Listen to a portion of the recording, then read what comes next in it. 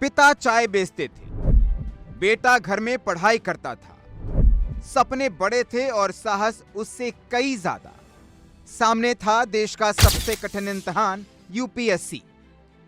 पहली बार जब परीक्षा दी तो निराशा हाथ लगी। दूसरी बार फिर दिया वही हाल, लिस्ट में रोल नंबर दिखाई नहीं दिया।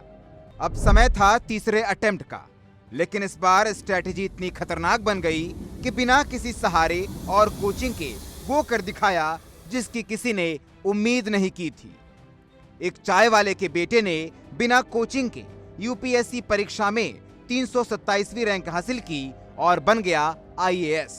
चलिए जानते हैं कौन है देव दुडेजा, जिसकी खतरनाक स्ट्रेटेजी अब वायरल है। देव के पिता इंद्रमोहन डुडेजा वर्षों से उत्तर प्रदेश के चंदौसी के एमएस कॉलेज गेट के पास चाय की दुकान चला रहे हैं।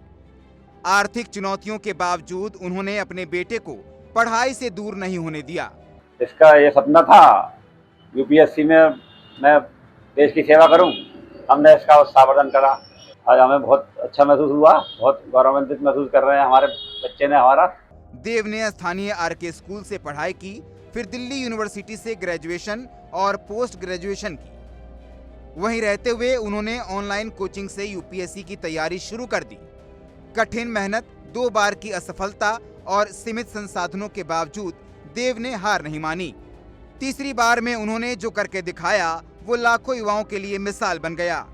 आज जब लोग कहते हैं कि सपने पूरे करने के लिए बड़े स्कूल, महंगे कोचिंग सेंटर और ऊंचे बैकग्राउंड की जरूरत पड़ती है, तो देव की कहानी उन सारी धारणाओं को तोड़ देती है। 45 साल से हमारी दुकान है चंदौसी में, और मेरी माताजी जो है शिक्षक हैं पास में ही सरकारी स्कूल में। और तब से ही मतलब स्टार्टिंग से ही इन दोनों का बहुत सपोर्ट रहा है मेरे को। देव ने बताया कि उन्होंने 2021 से यूपीएससी की परीक्षा के लिए ऑनलाइन कोचिंग शुरू की थी, जिसके बाद उन्होंने 2 बार परीक्षा दी, लेकिन वो दोनों बार असफल रहे। इसके बाद 2024 में तीसरी बार उन्होंने यूपीएससी परीक्षा में 327वां रैंक हासिल करके परीक्षा पास कर लिया। मंगलवार की शाम को जैसे ही यूपीएससी का रिजल्ट आया तो उनके दिल की धड़कन बढ़ गई। जैसे ही पास होने की सूचना मिलती है, परिवार में खुशी की लहर दौड़ पड़ती है। परिवार के साथ ही जिले में जैसे जैसे लोगों को इस बारे में पता चलता है, लोग उनके घर बधाइयां देने पहुंच जाते हैं। देव के पिता इंद्रमोहन अपने 2 भाइयों के साथ चाय की दुकान चलाते हैं। दोस्तों, दिल्ली के मुखर्जी नगर, राजेंद्र नगर और लक्ष्मी नगर में यूपीएससी की तैयारी करने वालों की भीड़ है, लेकिन उन्हीं भीड़ों में से कुछ लोग ऐसे होते हैं जो यूपीएससी परीक्षा निकाल पाते हैं।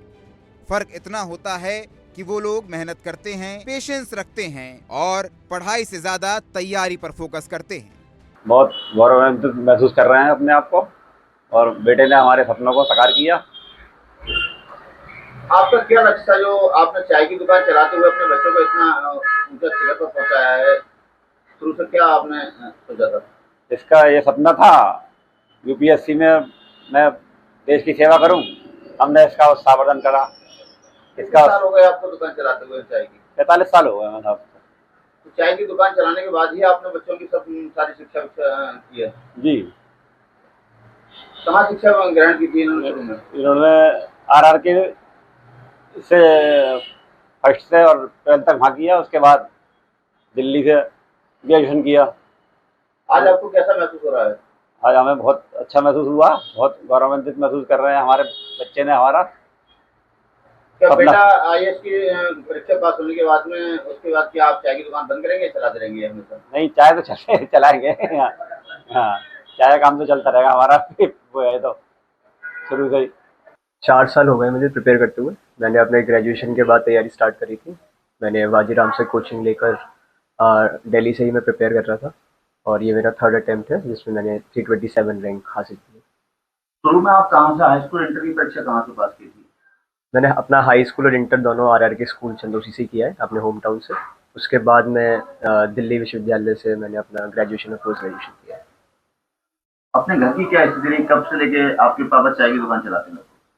45 साल से हमारी दुकान है चंदौसी में, और मेरी माताजी जो है शिक्षक हैं पास में ही सरकारी स्कूल में। और तब से ही मतलब स्टार्टिंग से ही इन दोनों का बहुत सपोर्ट रहा है मेरे को।